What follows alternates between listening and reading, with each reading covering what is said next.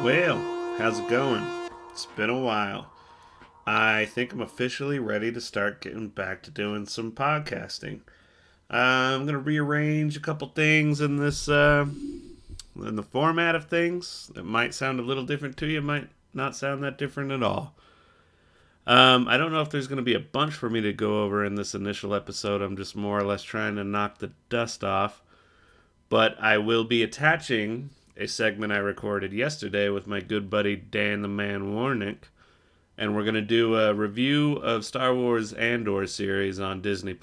So that's going to take up most of the movie section. And so, why do I do this podcast?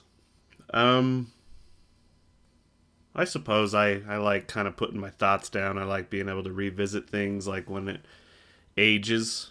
I like to kind of go back to like maybe an episode from a year ago and kind of be like, oh yeah, that's what was going on. Those were the things that were happening. Is this a political podcast? No, it is not. Although it can certainly go there and get there. And I don't think I have this sort of mind or heart to stay in politics every week for every episode. Unless I was getting paid for it. If I was getting paid for it, then sure, let me dive right in. But I'm not. So why dwell there? So my approach going forward, I've always enjoyed doing little music reviews, music discussions, movie reviews, movie discussions, occasionally video game stuff that's coming out or in the news, occasionally science stuff or philosophy stuff, as you know, but the science stuff and philosophy stuff kind of is similar to the politics and just weekly news element. So I think that stuff will be a little more random going forward. The science and the news stuff, politics. But I think I have a new approach for it. I'm going to be integrating my Facebook page for this. Maybe that'll change one day. But for now, all the articles and things I post on my Facebook page, I'm recording on a Monday. I'm going to look at last week's posts that I made of articles, maybe even memes that are interesting. And we're just going to go through them together, almost like a weekly, like catching up on what was on the page thing. So say there's an article, right? I'll jump right in. We'll read the top part of it, see what it is, see what it do. If it engages me, it does. If it doesn't, whatever. And you let me know if you like the format. Then once we get that done, we'll go over any music stuff, movie stuff, and call it good. So let's get started.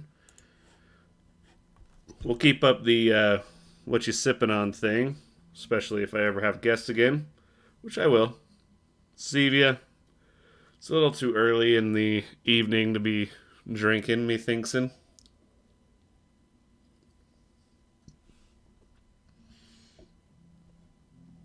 At least for me. If I start this early, I just keep going. So, let's pull this up. I think one thing I need to remember on this podcast as well is there could be a little bit of dead air. It's alright. I think you all are going to be okay. But feel free to write me at thejacobwayneshow@gmail.com if you're like, fuck that, talk the whole time, straight through. So let's see, we'll take a look-see here. It is the 16th today. We're going as far back as the 9th.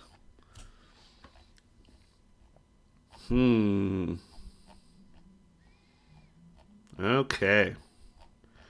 Not a lot of articles this time around. And oh, well, here you go. Rest in peace to Jeff Beck, great guitar player. I had one bluegrass buddy that can't stand him, but I think it's just because Jeff Beck is really good, and he's tired of hearing all those like classic rock songs.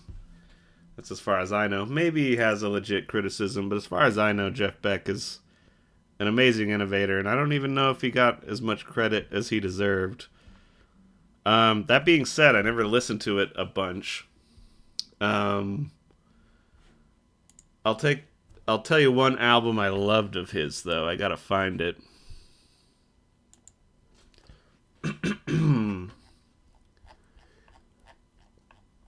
It was like a solo record that I think came out in about 2000.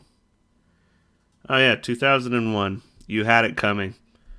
That album was introduced to me by my buddy Jeff, and back when I had that little brick iPod, and you just would throw it on shuffle, and it would just shuffle all your thousands of songs.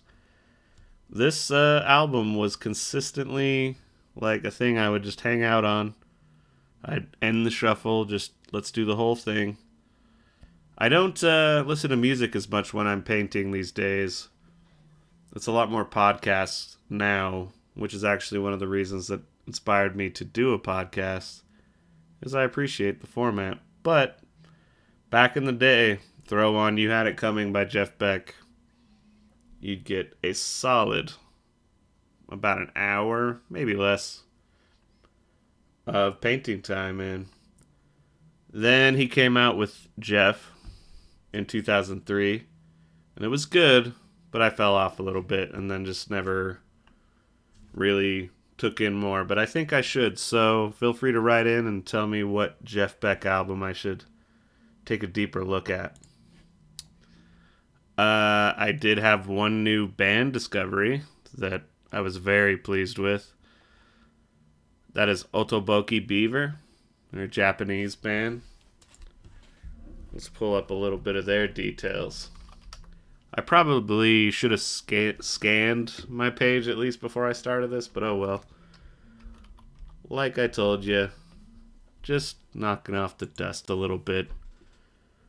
Otoboki Beaver is a punk rock band from Kyoto, Japan, whose members currently consist of singer Ekorinrin, guitarist Yo-Yo Yoshia, bassist Hiro Chan, and drummer Kahaukis.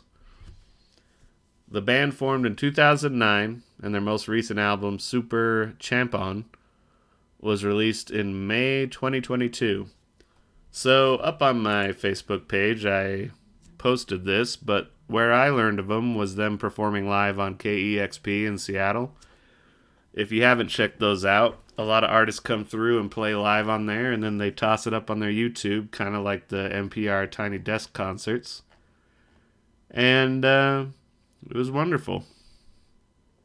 Speaking of NPR Tiny Desk concerts, there was also The Smile, the side project of the two Radiohead guys, Johnny Greenwood and the singer. I know the singer's name, it's just not coming to me. You'll know, and you're probably screaming. But, we'll get... Yeah, The Smile. They're good. Check them out. I have listened to that album a lot. In some ways, more than some of the more recent Radiohead albums. Even though I listen to those quite a bit as well. The Smile really scratched an itch that I didn't know I needed scratched. I'll save some of this movie talk for more of the movie type section. But here's a channel on YouTube you should subscribe to. It is Electronicos Fantasticos. It's these Japanese folk that just grab random electronics like a TV and hook it up to a frying pan and then an amplifier and then a rake or like whatever. Seems like they just attach and smash and plunk it all together. And then they make music with it. It's really great stuff. I don't know if I can describe it much more beyond that. But yeah, just go subscribe to Electronicos Fantasticos. And they are simply wonderful. And you'll enjoy the videos. I hope they make an album one day. Let's see what else we got here. A little more movie type news. Oh, yeah, more movie news. Here, I'll play you this little audio clip. Где трепещут осины, без дубов колдунов, облетает листва. Alright, I forgot I have a different audio source playing right now, so as you can tell, I haven't done this in a minute. But that shouldn't affect the audio of this podcast too much. So we'll keep the audio clips a little more clean for next time. Good to remember. I listened to a live set from The Cure, which was wonderful. If you care to enjoy that, that is The Cure, RAH 2014. Just search that up. It's a really good set there on the old YouTubes. Also, I put up another concert that was posted by Mathcore Index, a page on Facebook. This was of Candiria, and it's live at CBGB's in New York, January 20th, 1996. I highly recommend you look up that concert because they're a great, way ahead of their time band. It says here their odd time riff, jazz breaks, integration of hip hop elements, hardcore, heavy metal, like it's all in there. I've enjoyed most of their records, some more than others, but like the main record I would say to check out by them, at least in my opinion, is 300% Density. That came out in 2001. There was a video that came out around then. Let's see if it's the earliest. Yeah, Without Water.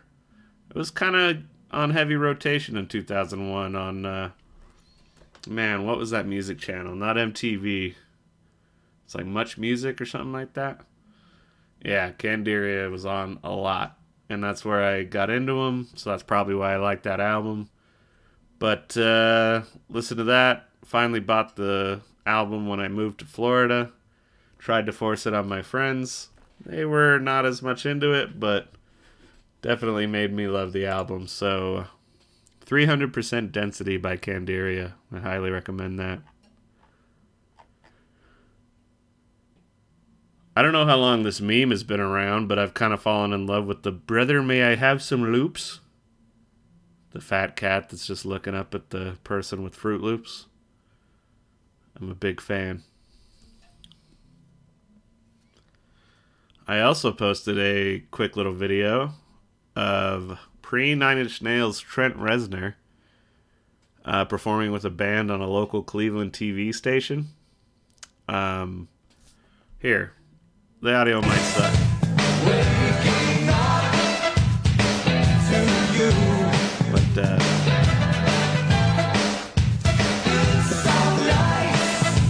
But yeah, does that sound like Nine Inch Nails to you?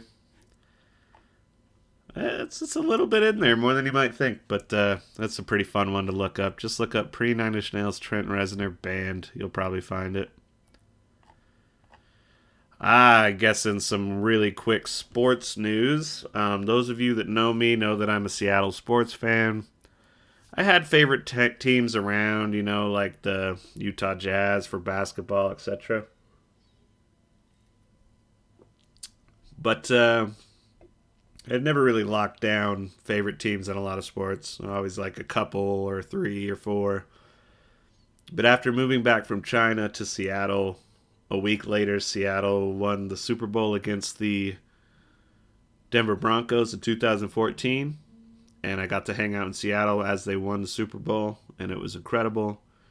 And I just really love the fan base up in Seattle for any of the sports, whether it's the Seattle Mariners, Seattle Seahawks. I mean, Supersonics energy is still in the city, even though they're not around now. They're gonna come back. Got to follow Seattle like as they were starting to Climate Pledge Arena. It used to be Key Arena. That whole process of renovating it so they could get a hockey team, and was paying attention during all that. Speaking of which, Seattle Kraken are having a wonderful season from the looks of things. I think they just beat some sort of record, like 7 or 8 games in a row. I don't know if that was a record based on road trip wins or something like that. But the main Seattle Seahawks news, or Seattle sports news, is that the Seahawks made the playoffs, which they weren't expected to this year. So it was kind of like awesome, even though they lost to the San Francisco 49ers on Saturday. And yeah, I guess there was all this Detroit Lions love because the Detroit Lions beat the Packers to keep them out of the playoffs and help Seattle get in. So lots of love to the Detroit Lions.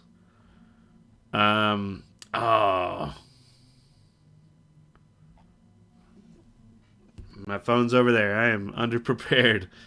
But look up Detroit Lions Pokemon fan.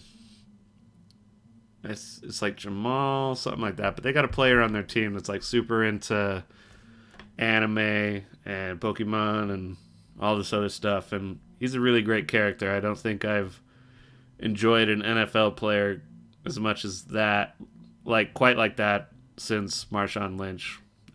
Beast Mode, the legend from the Seattle Seahawks. So I hope the Detroit Lions have a way better season next year, and that the Seahawks do as well, and they don't run into each other too much.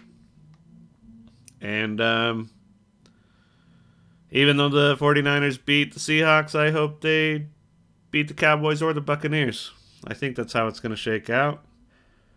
I think as I'm recording this, the Buccaneers and Cowboys are about to get started with their playoff game. So I'm going to make a prediction. Tom Brady with the Buccaneers beats the Cowboys. Not basing that on much, but that's my prediction. In music, somebody that I'm just going to shout out for a friend of mine on the old social medias is Yukihiro Takahashi. I think this song's Sailor to look up, but my buddy posted that he had passed away. I'm not sure if that was recent or whatever, but I gave the song a listen. It was pretty good stuff. So Yukihiro Takahashi seems like almost like 80s pop to me, but from Japan. It was an interesting mix of things. So rest in peace to that guy. With that, let's get into some movie news, because I don't really recall any new music release other than check out Otoboki Beaver and check out The Smile. They also released a new live album, I think live from some jazz festival. It's really good. So movie news. There was one trailer that came out. Here's another thing you can give me a little bit of feedback on. Do you want me to do trailer reactions? I don't feel like I have quite the right reaction to them. A bunch of people get really hyped for stuff, and I don't know if you're ever going to see me hyped. I think the most you'll get is woo. And you know what? Maybe we do trailer reactions just naturally in the episode. How about that? That might work. But as I said, my audio isn't exactly figured out. I'm not going to interrupt to figure that out. So, It is... Where is this? Oh, okay. Beau is Afraid. This is the new movie from Ari Aster. He's the guy that brought you Hereditary and Midsommar. So I'm super excited for this. I don't feel like the trailer gives anything away. It just raises curiosity. And seems like to have a lot of wild creative energy. Similar to, I'm sure it'll have a different vibe, but similar to Everything Everywhere All at Once, which is my favorite movie of 2022. And yeah, maybe I'll have Dan on. We'll do our top 10 movies of last year, but that's just kind of thinking out loud. Yeah, check out that trailer if you want, but I'm kind of feeling these days I don't really need to watch trailers. If I know about the director or whatever, I'm like, yeah, you got me. I'll see it. I think the only time I really need a trailer is if I'm not totally sure about the premise or like, oh, this person's doing that. Like, I don't know. But if it's something I'm excited for, a director I trust, an actor I trust, I don't need to see it. I'll just watch the movie. With that, this was a little while ago, but I will recommend watching This Place Rules. This is the... Oh, man, what's his name? Andrew Callahan. He's the guy that does Channel 5 News and used to be All Gas, No Breaks on YouTube. He got a documentary on HBO.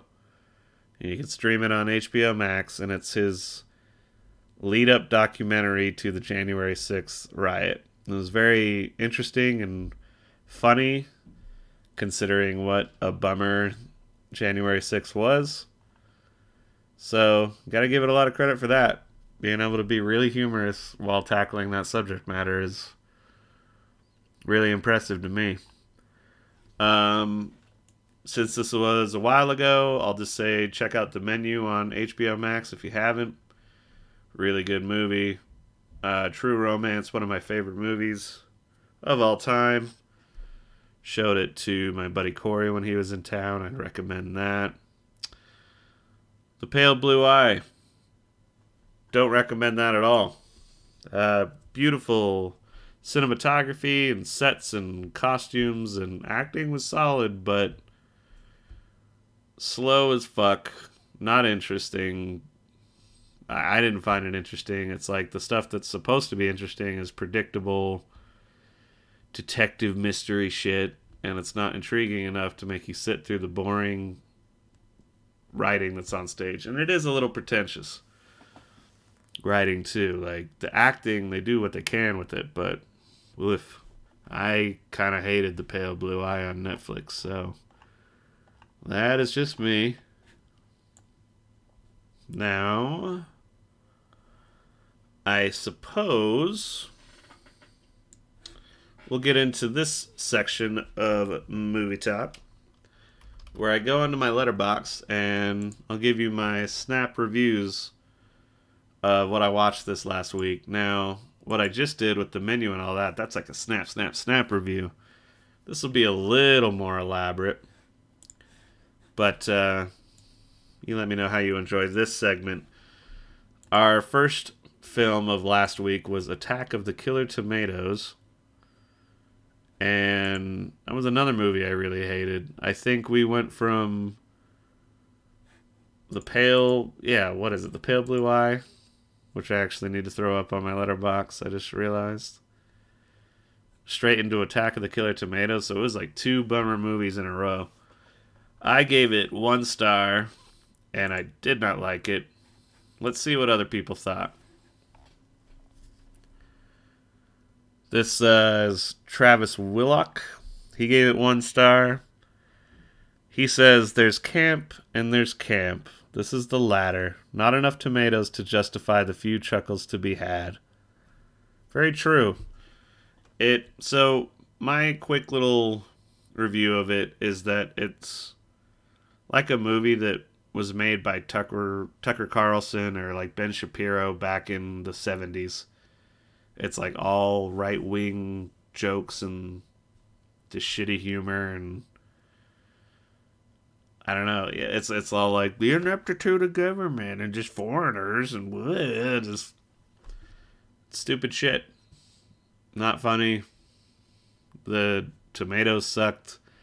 And I was remembering a time when I was younger that I saw one of the Attack of the Killer Tomatoes movies, and it had to have been the one in the 80s or later, because like I remember like some animation, like some character to the tomatoes. Like in this version, I think it's a 1977, oh 78.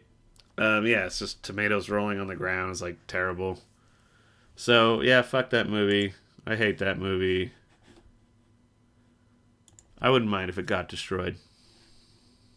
Although you should never destroy that stuff. You got to keep it somewhere. But luckily enough, the next night we watched The Banshees of Inisherin. There's a lot of...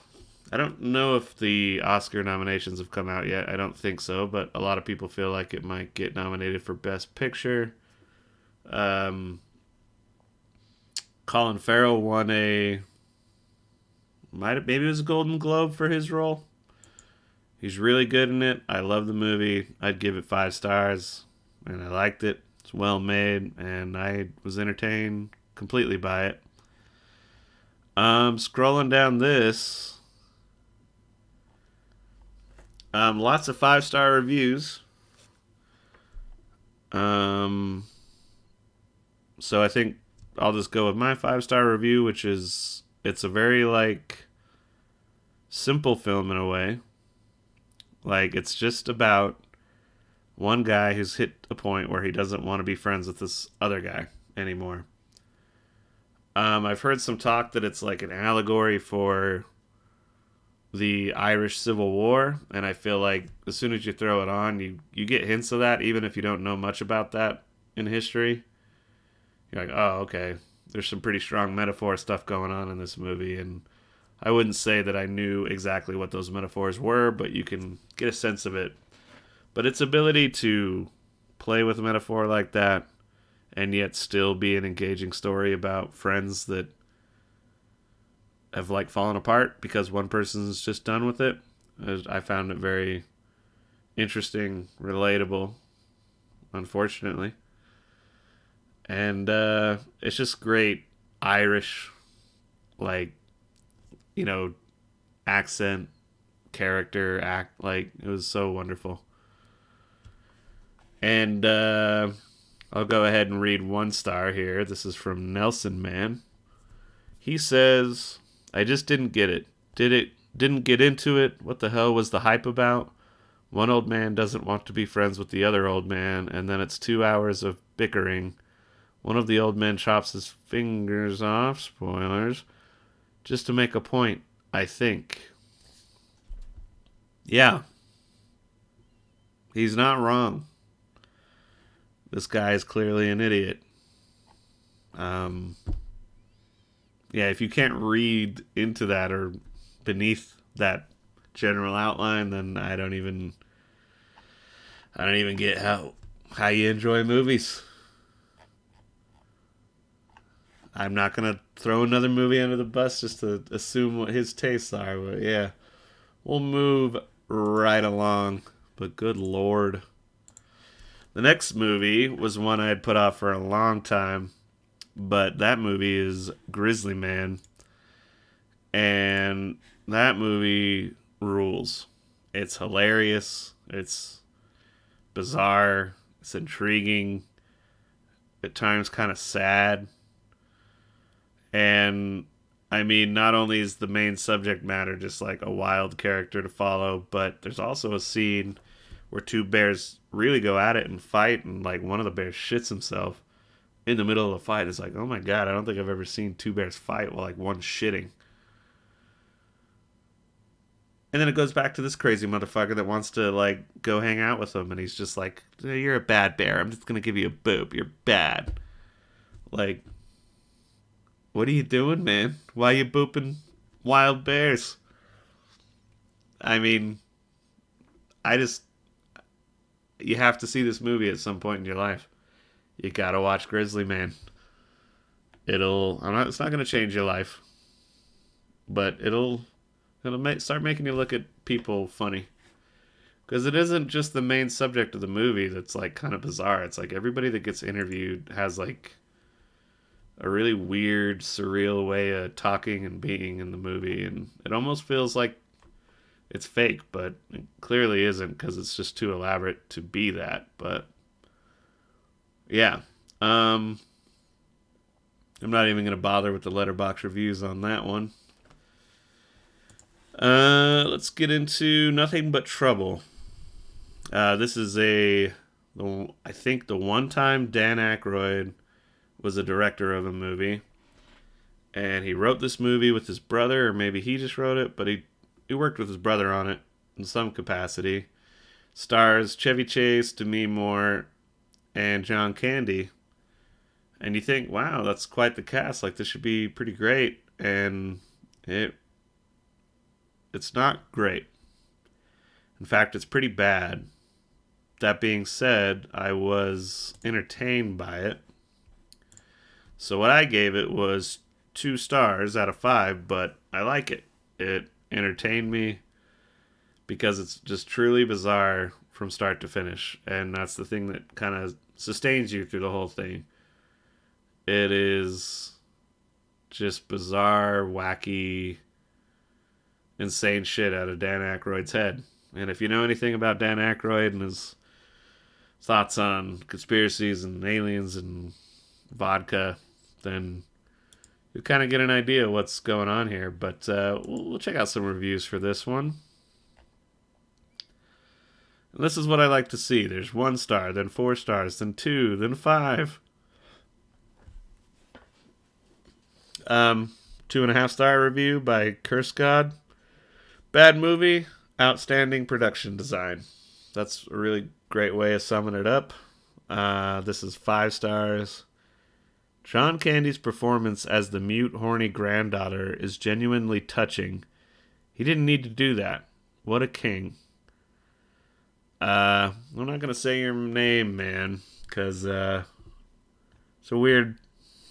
That's what gave you 5 stars was John Candy and drag. All right. I mean, it was kind of like a tasteless joke almost by today's standard, but whatever.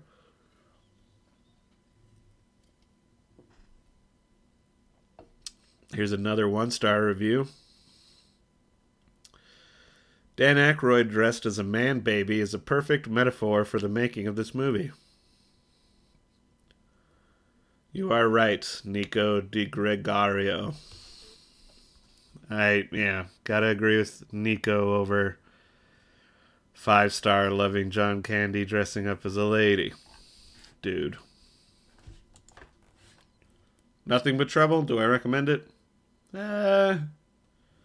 If you feel like watching some really weird shit that's almost nostalgic because of its 90s-ness.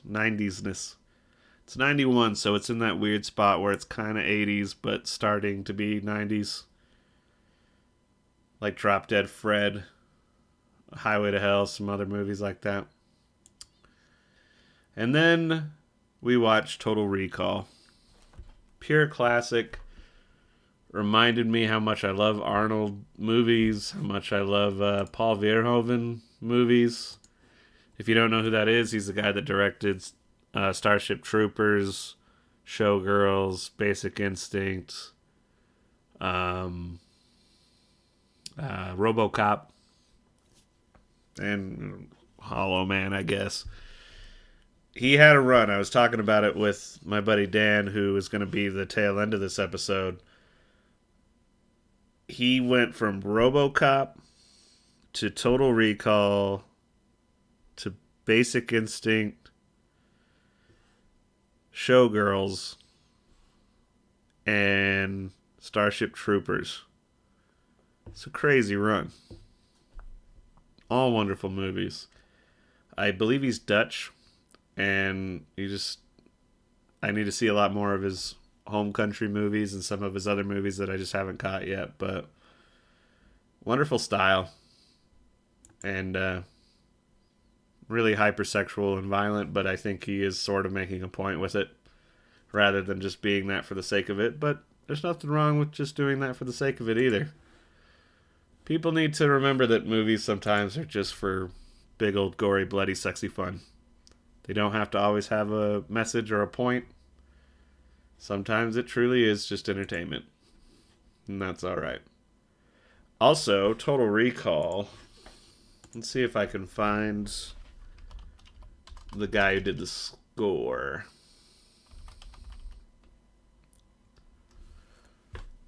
Yeah, Jerry Goldsmith. He's done a lot of other scores, but his score for this is like just great. I love the music in this movie. Oh, he did Alien, The Mummy, First Blood, Chinatown, Gremlins. Wonderful composer. And I am following him on Spotify, so Jerry Goldsmith. Check him out sometime. Do a deep dive.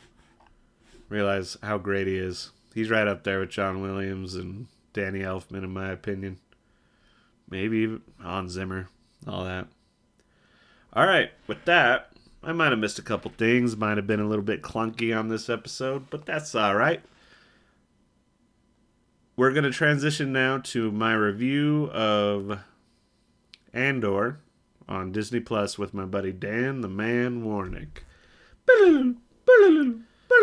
Alrighty, we are here in the movie time, whatever section of the Jacob Wayne Show. This is my first movie times after taking a long break at the end of 2022. And during that time, I've been doing a lot of watch-alongs with my buddy Dan the Man Warnick.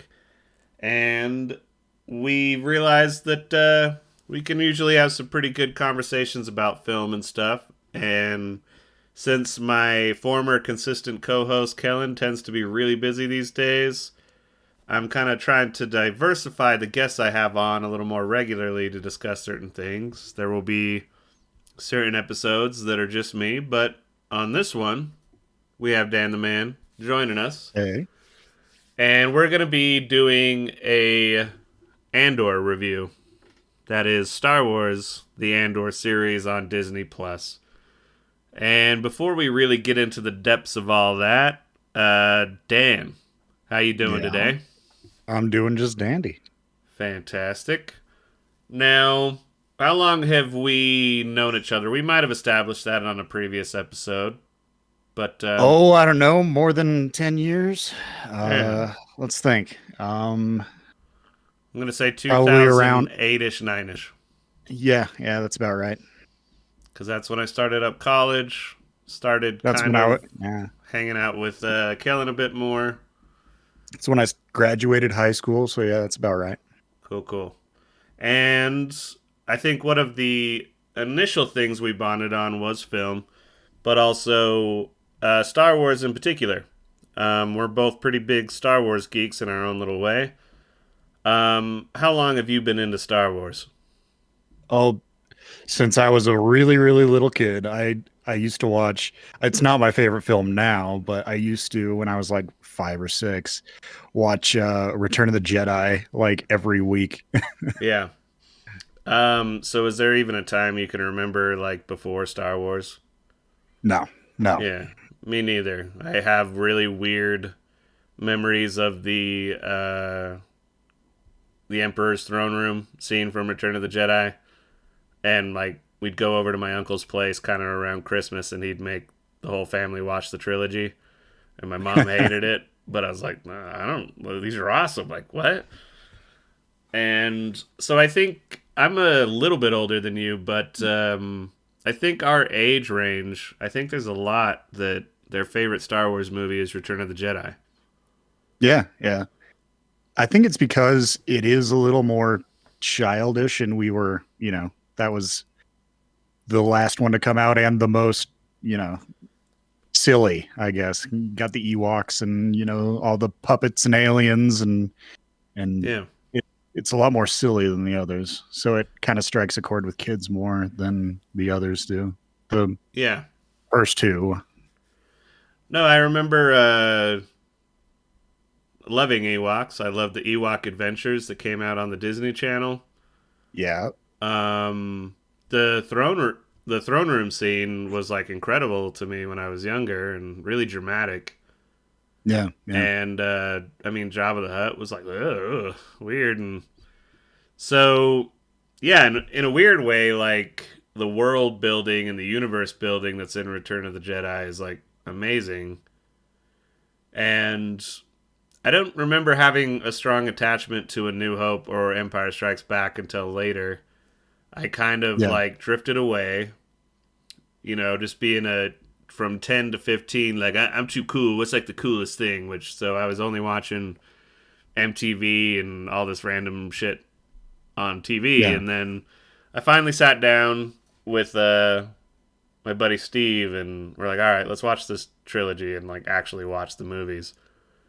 And I remember thinking A New Hope was boring until it like really gets going, and then it's like, oh wow, that's actually really effective and intense. Like by the time the Death Star blows up, you're like, yeah, like hell yeah. Oh yeah. Empire Strikes Back actually maybe took me the longest to appreciate because it is kind of a downer. Yeah. But It's a lot more then, mature. Yeah. yeah, as I obviously got older, then it's like okay, that's an amazing film and stands on its own even outside of Star Wars a bit as just a really great movie. Yeah. And so I don't know, let's kind of like steam ahead a little bit, a little faster. We're Yeah. obviously original trilogy kids. Oh yeah. Yeah, definitely. How old were you when A Phantom Menace came out? Oh, I don't know. I'd have to look up the year. Probably around 10 or 99? 11 when A Phantom Menace came out. Yeah, Yeah. 1999, I'm pretty sure. Was it? Pretty sure. Well, then I would have been, yeah, 8. All right. So I Yeah. would have Yeah. been 99. Yeah. 13. So those are kind of really distinctly different ages. They are. But I mean, yeah, it was Star Wars, so I was into it, obviously. And I was, like 8 or 9 years old. So, yeah, of course, I loved it. I didn't have the same attachment I did to the original series just because that had been with me longer. sure, It was kind of this new thing, and new's always exciting when you're a kid. So it's not like I wasn't into the Phantom Menace, but it didn't have the same kind of like staying power as the original. sure. Well, so that is interesting. If you're about 8, we're not doing this purely chronological or anything, but there's a lot of to do in the Star Wars subreddits and chats and fandoms about how there's suddenly this revival of love for the prequels Yeah, and everybody hating on the sequels. And a lot of people have been like, well, maybe that's just how it works. The people that were fans of the original trilogy were a bit older, saw the prequels, and hated them. But then the kids that saw the prequels, grew up with those, so love those and don't like the next stuff. I think that there's a thread of truth to that, but I think if you're being honest and fair, and especially as a fan of movies, the prequels just aren't as good as the original trilogy.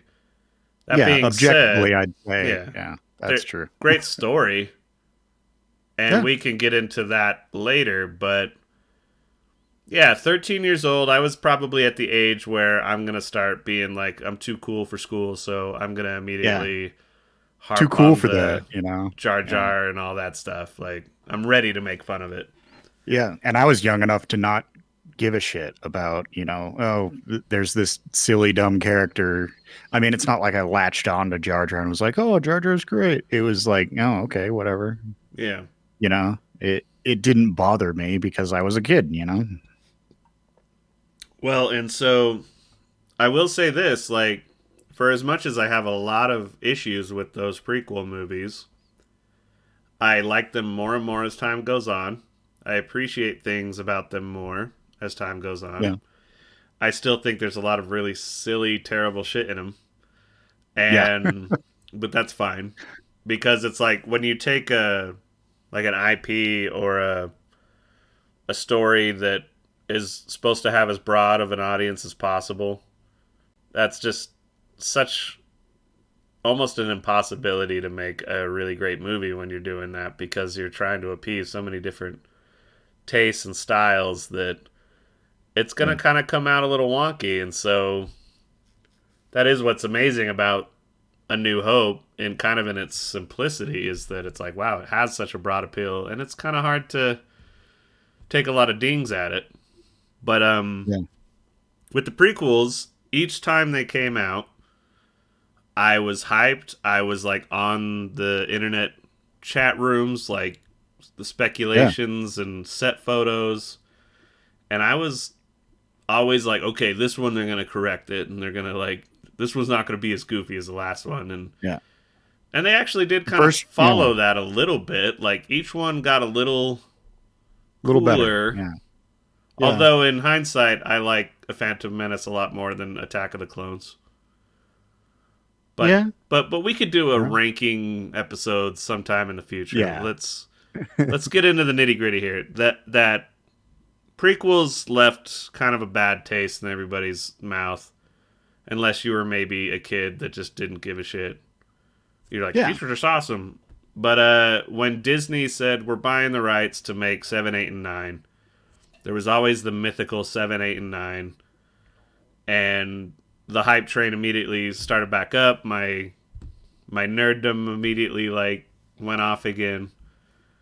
And the first like trailer and teasers for The Force Awakens like got me all hype as fuck. Oh yeah. And let's just say that's another subject we can really get into, of like why the sequels didn't work, but I enjoy Force Awakens and Last Jedi enough. But the way that 7, 8, and 9 function as a whole, like, I can't stand, and I like the prequels more. And it's all the studio meddling, and, oh, fans didn't like The Last Jedi, so let's fire this guy and hire this dude, and the design by committee kind of thing. I hated it. And the only one of those original 9 movies that I have a hard time wanting to ever see it again is The Rise of Skywalker. Yeah. Like, it's such a clumsy, by committee, terrible way to end it all. Which we also know Star Wars will never end. Yeah. Like, they might put it away for a little bit, but doubtful. Mm-hmm. So, yeah, I think a lot of Star Wars fans, especially of our age range, kind of by the end of episode 9, we're feeling pretty fucking out of it, and like not that, like, I don't even know if I whatever, Star Wars, I guess. Yeah. And Solo was fine. I actually really liked Rogue One, but I am in the camp that likes the more of the Jedi stuff. So when I watched Rogue One, I was like, okay, cool, Rebels. It's like kind of a war film. I like it, but where's my like magical Jedi stuff and aliens and mythology? And so I remember looking back at that feeling like I was missing a little something, which we will get into with Andor. But then we have Mandalorian.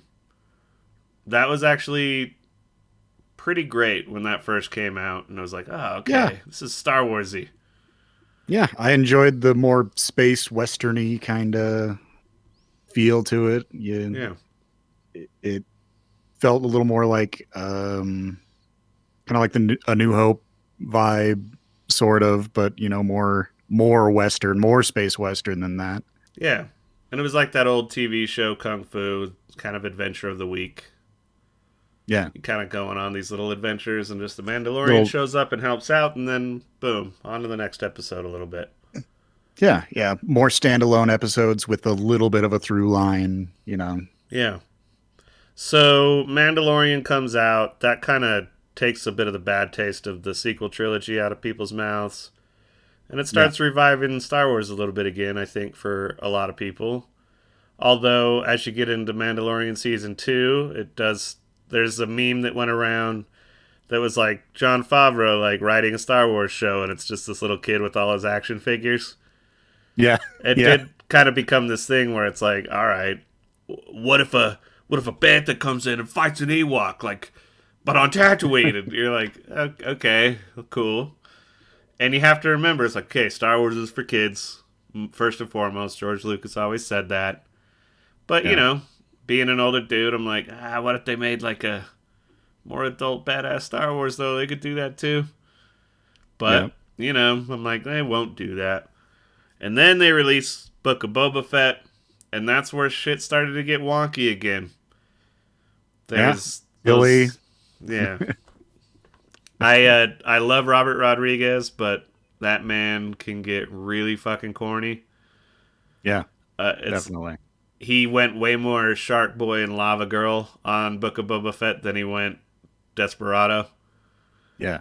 and it's just like, damn it, like, and I think maybe one of my least favorite things in Star Wars happened in Book of Boba Fett, which is those Gen Z bikers on the super colorful Yeah. bikes chasing that dude that worked for the mayor.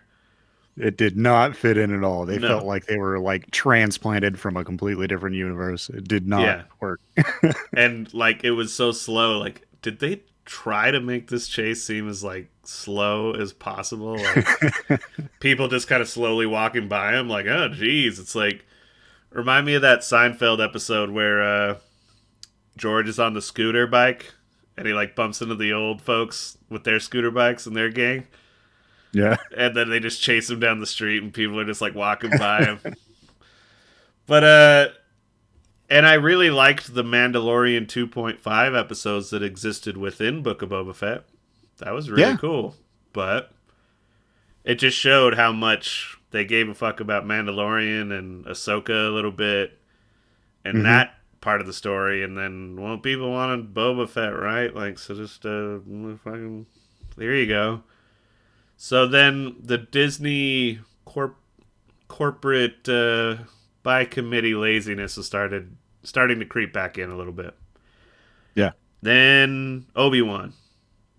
And I was really disappointed with Obi-Wan in a lot of spots. Yeah. I think by the end of it, there was enough stuff that I enjoyed, that I appreciated, that we got to see, and like kind of the Vader Obi-Wan stuff. Yeah. Mostly Vader stuff. But man, and not to knock the acting of the actress that played Leia, but just the Leia stuff. Yeah. I hated it. Once again, super slow chases. Like, what the fuck is this? Like, like, god damn it. This feels like a CW show. Like, and yeah, just like, I'm not going to listen to you, Obi-Wan. And then she like runs through the streets and just, it's like, oh my god. This is like really annoying. Yeah. But, so by the end of Obi-Wan, I'm kind of like, jeez. Maybe, am I just getting old and like cynical? And yeah, I definitely am. But then Andor comes out. And then I saw, well, before Andor comes out, I see the trailer. And even from the trailer, you could see that there was more attention and care put into the set design. And the scenery and all that stuff. And I was like, oh, like that actually looks really good. But I'd already been burned too much by Disney stuff. So I was like, still kind of like, okay, Andor's coming out. I'm definitely watching the first day it comes out, but we'll see. Yeah. And we'll get into this in depth, but Andor, as it stands right now, is my favorite Star Wars content ever. This might I don't not know be if I'd you. go that far, but I'd say my favorite since probably even before the Phantom Menace. I mean, like it's after the original series, it might be my favorite content. That's fair. Now, I guess this is where we start kind of cutting into it and parsing it up. Yeah. So I guess we could start here. Why does Andor work and Obi-Wan, Book of Boba Fett, and even elements of Mandalorian not? It's really hard to put you know, a sentence to that. You know, it's a whole lot of things that come together that make it just better content objectively. Okay. Whether it be the the writing is a lot more believable, less silly. The the just the so believably written. It has more mature themes, which I guess can turn some people off. I mean, there are some people who don't like this series, which I don't understand, but We'll get into that um mature thing in a little bit. yeah. Um it it it has a more like a grittiness about it where you're seeing like the everyman's view of the empire, the oppression of the empire on the people that you kind of miss in the other series. Like it's very monolithic. The empire is in the other series. It's just like they're this big evil. They're over there. You know, you don't really see Yeah. them up close and how they interact with the common man, I guess. Yeah, you don't see their tendrils like Yeah, crawling into everything. yeah, And I would say for me, why Andor just at its bare bones functions better than those other shows and the sequels um, is because, yeah, better writing, just in general. But also, they they give you characters that aren't affected by legacy, yeah, and they're not just smashing different legacy characters together for the sake of seeing them together. yeah. It's not ham-fisted fan service. Yeah. So where some people give it um, marks of like, I don't know, this Andor is the thing I hear more than anything is that it's boring or slow. And Yeah, obviously, yeah, boring and slow are two different things, but some people can't tell the difference. yes, definitely. And it is definitely slow. It I, requires attention. yeah. And you have to be like picking up the little details, but it's having all these new characters and the work they do to make you like them and get to know them reminds me of the earliest trilogy of like you kind of don't know what any of this stuff is, but they're going to throw you in with these characters and you just kind of follow them along while they're doing their thing. Yeah, Rather than yeah, this big, yes, like overly dramatic or like, what if we get to see that character with this character? Or that character's related to this character. Will yeah, this one turn good or turn evil? It's like beyond that. This is just these are these people in their day to day lives, and this is this evil thing that's affecting them. yeah, And yeah, like one element you pointed out, but absolutely is that this is the first time the Empire's actually felt like, man, I fucking hate the Empire, or yeah. like They're it's oppressive. creepy or Yeah. scary. Hmm. Like spoil this whole thing's gonna be spoilers, so just be ready for that. But um, yeah, the prison scene, or not Yeah. scene, but like episodes. The arc. Yeah. The It's prison just arc. like when you're not watching that show and you're just kind of going about your day to day life, but it's like while you've been watching it, you're like, ugh, you'll just catch yourself thinking about it Hmm. and just like being creeped out by it. Like now, there's nothing in the other series that like stuck with me much other than maybe Darth Vader's mask getting broke in Obi-Wan. Yeah. And then him saying that is like, you didn't kill Anakin Skywalker, I did. Like Hmm. that, I found myself like, that's pretty great. And then the lighting of the lightsaber and stuff. Like, there's good stuff I think in every single one of them. But Oh yeah. I think that is that a thing of just storytelling and I guess in the sense working with these IPs or these different franchises is that the biggest mistake that a lot of these people are making with remakes and sequels and reboot-quels and all that? Is that they have to ham fist old characters in so people will go see it so they can see that character again. But as soon as they do that, they're adding to this character that people already had what they needed from it, and then the rest is their imagination. Yeah. So, I think like a Force lot of people, Awakens, Han Solo, yeah. he's like, oh, he's just old again, and like he didn't stay with Leia, and now he's this. Like people hated that. Yeah. People think that they want more of a character, and I don't think they really have thought it through. And I mean, I don't blame the writers for trying to give people what they want. People have been saying, oh, I want more of this character. I want to see what happens, all of that. Yeah, But inevitably, you're going to piss somebody off. That's just going to happen. And it kind of constrains you as a writer into certain lanes yeah, that you're not writing a story as it develops, or you've got all of these little strings pulling at the story that you want to write, right, and it can feel contrived at the right. end.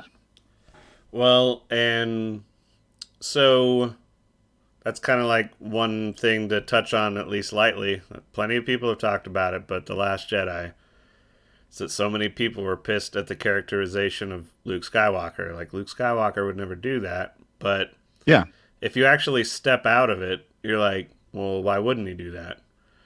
There is a narrative where he could be led to being this cynical old hermit that has given Yeah. up on the Force and all this stuff. And I think you can criticize Rian Johnson's writing all day. I don't really like his writing. I think he's a great director, Mm-hmm. but I don't like how he writes characters. I think he's like silly and goofy. Yeah. And that's not what people wanted. They wanted a little more drama, but beyond Rian Johnson, the people I blame the most are the fans of Star Wars. I don't think they know Yeah. what they want, because every time you get into like a subreddit or whatever discussion thread, there's always a bunch of people that are like, this is what they should have done in The Return of the Jedi. They should have had A, B, C, D, and they all are just like, Luke Skywalker's going to pull a Star Destroyer out of the sky and then fling it at Kylo Ren, and it turns out that Rey was actually Obi-Wan's, and they're like, what? That would be terrible. But, like, they have the vision in their head of it, which it pleases them, which that's why I got to go back to when you write these things, it's like you should have a plan for a 3-film arc, a trilogy, or whatever your arc is going to be. Mm-hmm. See that to the end, and then, for the most part, leave those characters alone.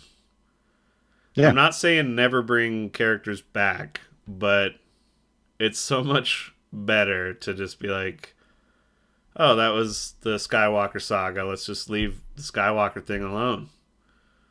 Yeah. And that's one thing I think works about Andor, but that's also something I think that they should keep in mind is they seem so terrified about moving into the future, like beyond the Skywalker saga. They keep filling in all these gaps. Yeah.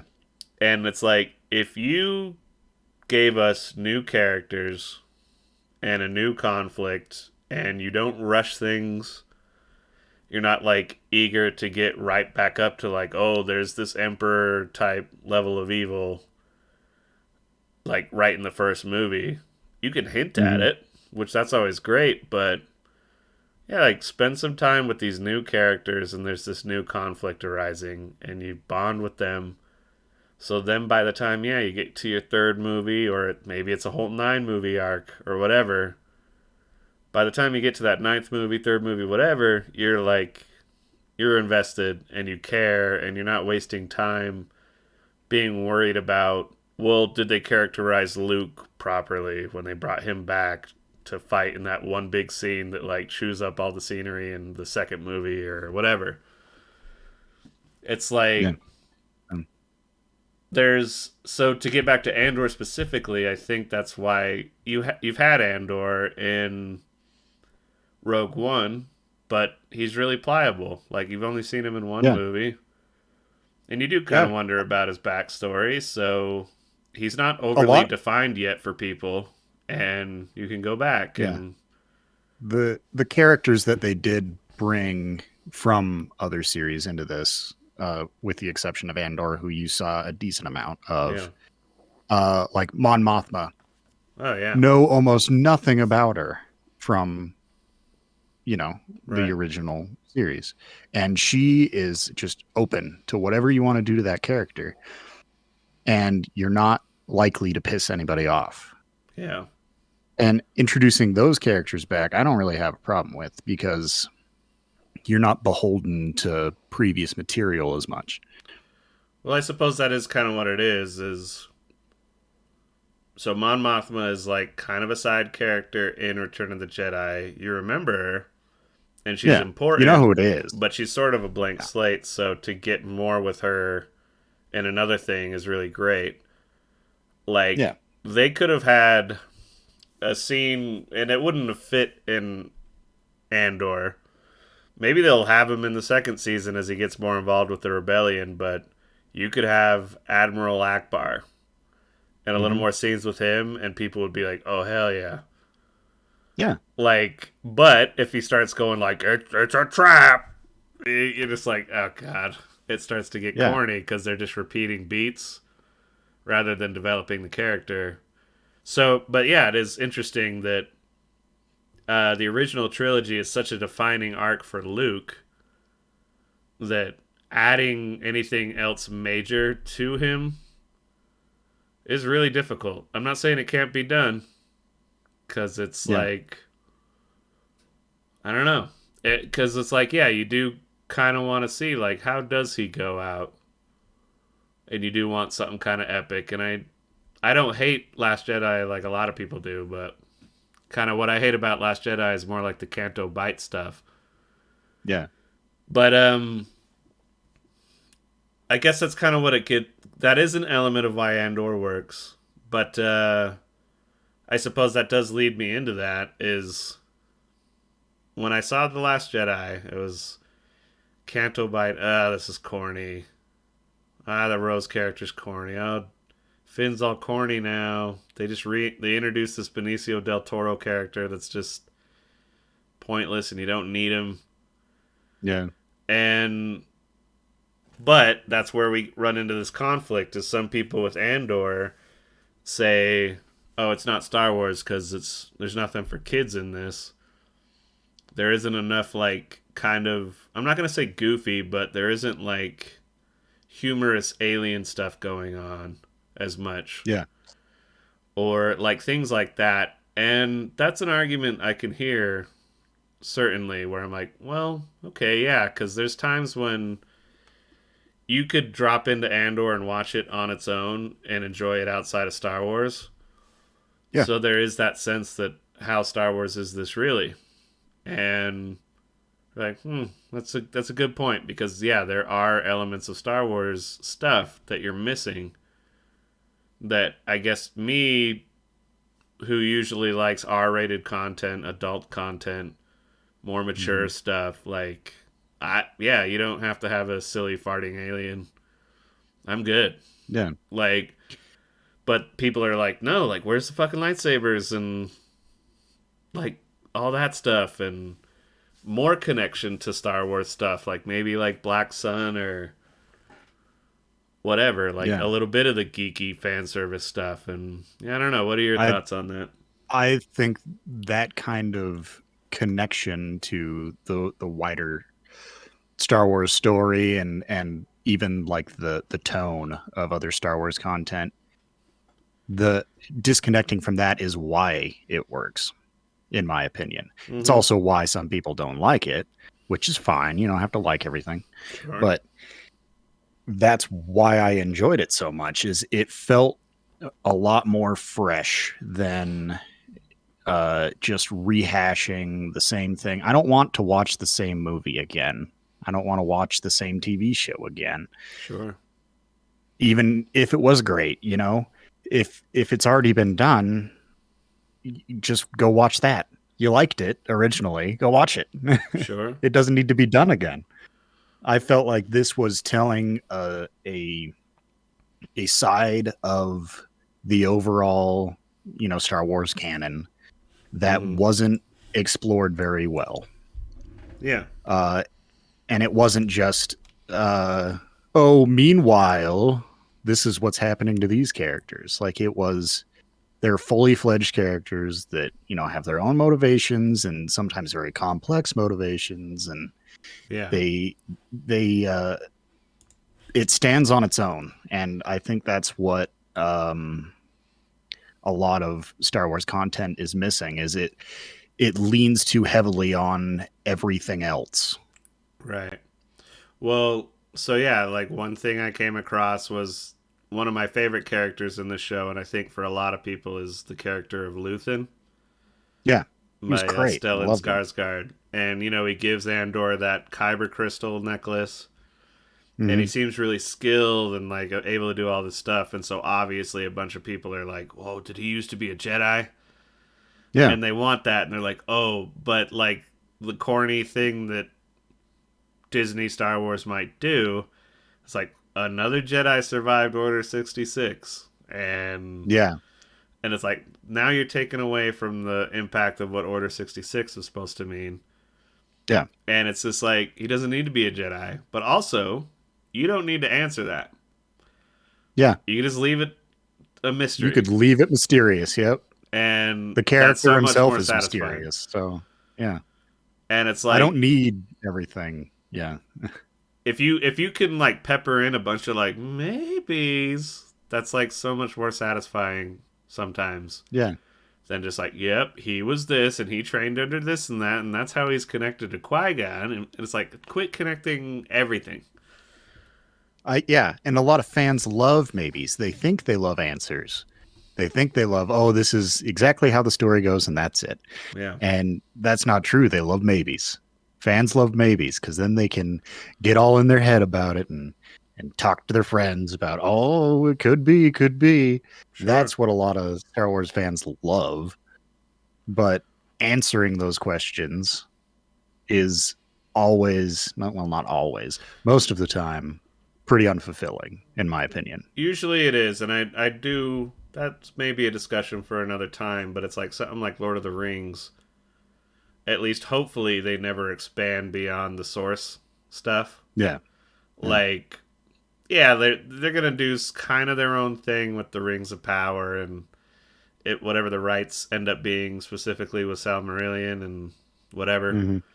Like, maybe reinterpret it, but there's a level of fandom of that where you like knowing where everything came from, what its hierarchy and importance is within Yeah. the good versus evil story. But I think that's what works about Lord of the Rings is it is good versus evil. Yeah. So you like it defined, and you like to know who the big bad guy is that influenced this guy that connected here. Star Wars has that element to a degree, but there's also this is just a gigantic universe where it's interesting to jump into it and live in it. Yeah. So you Yeah. could have like a buddy cop smuggler movie, and it doesn't have to be Han Solo and Chewbacca. It could just be like, oh, this is set in the Old Republic when crime was cracked down on way more. Yeah. And it's these little smugglers running around, and oh yeah, they went to this planet that but being connected to a certain planet thing is a lot different than is he related to a Skywalker? Like it's like you don't Yeah. need that. But so I don't know. Let's see here. So let's hit a couple things before we wrap this up. With Andor, what are things that in season 2 do you think they could add that maybe scratches the itch of some Star Wars fans and makes it a little more Star Warsy without losing the quality of season 1? I don't know. That's a hard thing to do. I mean, I think it will occur naturally just by the nature of it getting more yeah, into being the rebellion. yeah, You'll see Mon Mothma maybe leave Coruscant and become yeah, like well, I have to be a runaway now, and yeah. those things. I think it'll naturally occur, and they probably already mapped that out, but people are just impatient. Yeah. I have a feeling they're going to bring on the Organas somewhere in connection with Mon Mothma, you know. Yeah. So I hope they don't bring in Leia too Yeah, no. much, I'm but good. I'm fine with them, you know, bringing on the Organas, just Sure. not Leia herself. Yeah, just have Bale Um, show up for a thing. yeah. Um, Yavin I can 4 tell. is cool. Maybe set up Yeah, that base. I don't know. yeah, yeah. You can do that for sure. I mean, the characters that I want to see more of aren't involved in the rest of Star Wars, really. As far Like as who? I know, you know, I want to see more of Luthen. Yeah, I want to see more of Kino Loy, the Andy Serkis character. But I yeah, mean, if they just left that where it is, I'd be fine too. sure. I loved the character; it was great. It would be interesting to see, you know, If he if got something out. happens with him after Yeah. that. Yeah, but if you know, if they just left it right there, fine, perfect character ending, great. I want to see more of Saw Gerrera. I really like that character. Yeah, I think inevitably you will, just because Yeah. of his presence in Rogue Rogue One and One. all that. Yeah, I want to see that ISB agent go full Dommy Mommy on the one dude. yeah, yeah, Like just yeah, get him like with a ball gag in his mouth. Like that was one thing in Andor where Bix like shows up at the one dude's apartment late at night, and yeah, I was like, "Whoa, sex exists in the Star Wars universe." I was like, "Awesome!" Like it sounds like such a tiny little thing, but it's like it's so much more human, you know. It's just like, oh yeah, jealous yeah, boyfriend. She went and hooked up with him, but he's like, "Who's this? Who's this guy?" And it's like, yeah, that's pretty natural. It's normal, and like that was yeah, stuff that existed in the original trilogy. Just the relationship back and forth with Leia and Han. Like, are they gonna hook up? Are they like what? Like, could they? That's like just human relationship stuff that existed while this other big universe stuff is happening. yeah, Which all of that stuff in the sequels and the prequels was like so clunky. Like, yeah, yeah, yeah, it's just like I love you, but I hate sand. Or then like Finn sort of like wanting uh Ray, but like ill defined. Like there's no real. Or yeah, like just suddenly Kylo and Ray are in love with each other. Like wait, what? Like, yeah. eh. Star Wars has never really done romance well, in my opinion. It I just, I think the flirting with Han and Leia was good. yeah, but that was, I mean, that I wouldn't call that exactly a romance plot. I guess it kind of is, but it wasn't. Well, like It all wasn't their like, back and forth banter, and that's why it's an yeah, the Empire will they, Strikes won't Back. they? Yeah, Like yeah, at the base, and then they're stuck in the ship together, and it's just like tension. Like I yeah, think that's never been better in any other bit of Star Wars than that. yeah, And I love those moments of just them and the Millennium Falcon, like just kind of with the sexual tension. Like I yeah, loved those parts of Empire Strikes Back just as much as the Boba Fett stuff, and like that's what makes that movie so great to me, and that's what exists in Andor is that there yeah, are these like nice relationship building things like with Bix and or yeah, yeah. like the weird fucking mom of the one guy. What's his Oh name? yeah, yeah. That was, it's a very interesting dynamic. I don't remember her name, but Cyril uh, Karn. Isn't that the Cyril is the, yeah, her yeah? son. Oh, and his like little speech, like he's trying to motivate like the corporate guards to like, well, if we work as a team, we'll make it happen. Believe in the unity of Yeah, being lawful, and everybody's just like, oh god, yeah. when is he gonna be done? I That's, it goes back to that, I don't know, his character especially, the like the ruthless kind of ladder climbing, self important kind of uh I don't know.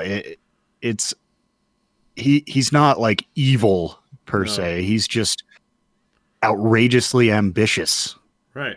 in like he craves, that climbing of the ladder, and it I liked seeing that kind of thing in relation to the Empire, like Yeah.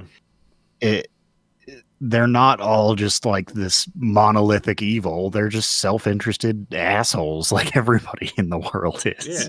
Yeah. Like it's But it was such a well-defined character because it's like you get that first initial bit. He fucks up, has to go live with his mom again. yeah. You get a You taste see of his like, oh, motivations this is well. how his mom is and was when he was growing up. So no wonder he's like ladder climbing and like also wants to get the fuck out of there. Yeah. And it's Yeah. so well defined, and yeah, he's just such a simp through the whole thing for like, yeah, the ISB super ordered lady. And it's Yeah. well defined. You go to the Star Wars sequel trilogy, look at a character like General Hux. He's Yeah. a screaming, virulent Nazi in The Force Awakens, and then he turns into a wacky, like, slipping on a banana type character in Rise of Skywalker. Yeah. Well, even in Last Jedi, like, so it's not Rise of Skywalker's fault, like. And what they did to Finn, like Finn was an intriguing character that they just fucked up his character in the next two movies. Yeah. And it's just like so much of that is because they didn't really know what these characters were. Yeah. They knew Yeah. they wanted a black stormtrooper, the lady main protagonist. They wanted like a cool chrome lady and a stormtrooper, Captain Phasma. Like that'll look cool. Yeah. And it's like, yeah, it looks cool, but like why? Bet it'll sell a lot of action figures. Right. Like it's. But it's like, how many do action figures even sell as much as they used to do when we were little? I don't know. I I don't know feel I like had a kids shit are ton of as them, but that into it. I don't know. That's once again a discussion for another thing. But yeah, I think that's my only real criticism of it is that perhaps it doesn't have enough Star Warsiness in it to get people through the slow parts. yeah. I don't think it's a boring show. I think it's slow, definitely. Yeah. I mean, it's an espionage, spy kind of thriller. It's not Yeah, like, I don't know. It's not lightsaber battles and big flashy explosions the whole damn time, sure. which is what some people want. So So, yeah. yeah, I don't know. Like, maybe occasionally. Well, okay, so there's an answer to this. Like, they're like, why is it all these humans in the ISB and all that stuff? Is like, well, it's. I know that was maybe in Legends content, but. Um, yeah, like, the Empire was always, like, racist and xenophobic. Yeah. Yeah. They're Like, racist. yeah, it's like Surprise. they don't want a lot The of aliens Nazi in there. allegories are racist. What? Yeah, but so there is that, but it's like, yeah, okay, maybe create more alien type characters for Yeah. scenes that are just as in depth and like well written, but yeah, it's coming out of an alien. Maybe that like sucks in a couple more people. I really don't Yeah. know. But it's like I do have a hard time finding stuff I didn't like about it. And I think especially kind of pulling away from Andor and looking at the big picture with Star Wars right now, I hope that they learn that they can make the cartoons for kids and the lighter fare for the whole family to go see like Yeah. around Christmas, but then also make more adult content that's like Yeah. more in depth with the politics and yeah, the espionage and all Yeah. this other There's stuff. plenty of room for lots of different kinds of content. It doesn't all have to be in this one lane. And it can be new characters and I think people will get attached quickly like with Game of Thrones, like I don't hate the ending of Game of Thrones as much as some people, but it was definitely a wonky ending. Yeah. So when they took a break and then they're coming back with House of the Dragon, I'm like, pretty cool. And do I even want to see this? But like as soon as it started, I was like, oh no, I love this universe. Yeah. Like Yeah. I'm already in. Like I like the way this world is. I like the tone, and I'm ready to follow these new characters. Yeah. And I think it would be just as easy with Star Wars, but yeah, they get nervous. Yeah. Did you have any other notes on Andor? No, not really. Would love to see more Luthen. That's my other note is love Stellan Skarsgård. Think he's a great character, really well written, real mysterious and all that. Love him. Yeah, I think his speech about what has he sacrificed is maybe my favorite chunk in the whole series. Yeah. And then also when they're about to like pull him in with the tractor beam and he just goes all badass on him. Yeah. I'm like, damn. All right, cool. But I love Diego Luna. I love Andor himself. Like, Yeah. Yeah. a wonderful protagonist. I could just follow him around doing whatever it is he's Yeah. doing. Yeah. The torture scene, like, I love that. Like, with Bix and the interrogation from, Yeah. what's her name? Oh, what is her name? Marva? No. Oops. No, that's not her. Dedra? Yeah. Yep. Yeah, her like Yep, little lip snarl when she's like in her face. Real Yeah. subtle, nice acting. Oh, and I gotta give a shout out to B2 Emo. Like I love that little droid. He's just like, don't leave me alone. It's just like you've been charging all day. He's like in his little doggy bed when it's like a droid Yep. charger. Yeah. Yep. I think he might. I really love K2SO from Rogue One. Yeah. But yeah, B2 Emo might be my favorite Star Wars droid. Yeah. I love that little fucker. I don't Yeah, know. he was pretty good. Anything else? Any other notes? No, don't think so. Uh the I'll be very interested to see where they go from here. I mean, there's a lot of pitfalls that they could get into, but I mean that's just true of anything. Sure. But I hope that Disney looks at the critical response to this show.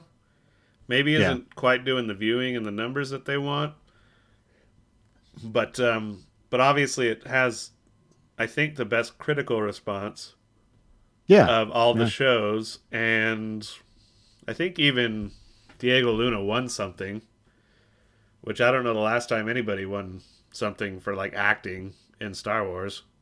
Yeah. So I hope that this influences, like, once again, I want each show to have their own style and their own approach. But with the Acolyte coming out in the future, I'm like, I hope they're like, oh, yeah, we can be more adult with this. Yeah. And because, yeah, as I said earlier in this discussion, I'm definitely more on the Jedi Sith part. So if you can take a little bit of the maturity and the adultness of Andor and inject it into that, that might be my favorite. But I don't know. I guess with that, we'll maybe wrap it up. Yeah, sounds good. Is there anything else you'd like to come on the show and discuss in the future off the top of your head? Not off the top of my head, but all right.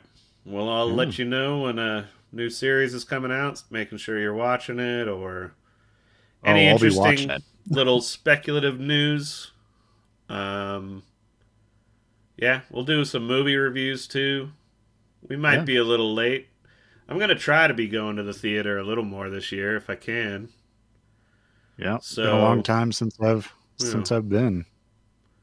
So we'll see about some newer stuff coming out, and we might have to wait until stuff comes out on streaming and then do reviews then, but I don't think people really mind that much. Yeah. But cool, thanks for coming on, and we'll be having you on again. Yeah, sounds good. Bye. Thank you for listening to The Jacob Wayne Show. If you would like to contact us, please write us at fakoshka@gmail.com. That is FAKOSHKA@gmail.com. You can find us on Spotify, iTunes, and YouTube. Simply search The Jacob Wayne Show and it should pop right up. Make sure you like and subscribe and leave a review and share this podcast with your friends. Please write us. It helps add content to the show and makes the show even better for you, the listener. Thanks for tuning in.